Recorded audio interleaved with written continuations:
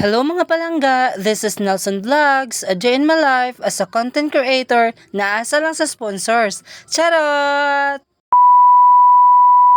Ito nga palang nangyari sa araw ko ngayon mga palangga, pero kung hindi ka interesado sa vlog ko, skip mo na lang ang video ko. Intramurals pala namin mga palangga, kaya bawat isa talaga ay sobrang busy. Ang daming gaganapin sa araw na ito mga palangga, kaya tapusin mo talaga ang video na to hanggang dulo. Bago pala kami magsisimula sa aming intramurals mga palangga, ay nagkaroon muna sila ng misa. After nga ng misa mga palangga, pumunta na kagad kami sa aming linya upang makapagsimula na sa aming parade. Bago pala ako pumunta sa aming linya mga palangga, hinanap ko na po yung mga classmate ko para may kasama naman ako. Ilang minuto din mga palangga sa paghahanap ko sa mga classmate ko ay ayun na nga nakita ko na sila. Binigyan pa nga ako ng flag mga palangga sa hindi ko kakilala, ay red flag yarn. At ayun na nga mga palangga, habang hindi pa nagsimula ang parade namin, nagkwentuhan muna kami dito. Shoutout nga pala sa mga classmate ko.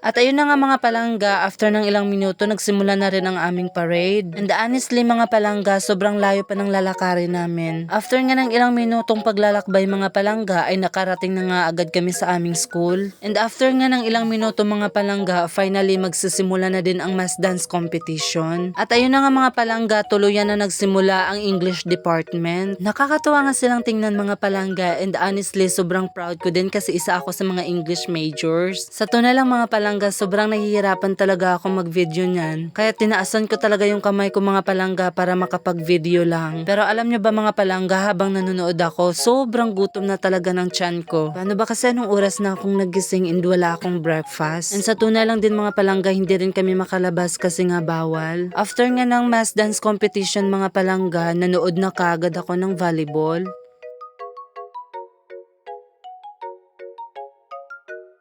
Naabutan na nga kami ng gabi mga palangga at sobrang umuulan pa kaya hindi pa kami makalabas. At sa puntong ito mga palangga, naglaban-laban na ang English department at ang math department. Pero sa to si mga palangga, yung department namin ay natalo. Pero ganoon na nga talaga, sa labanan merong talo at merong mananalo. Kaya hanggang dito na lang mga palangga, hanggang sa susunod, paalam!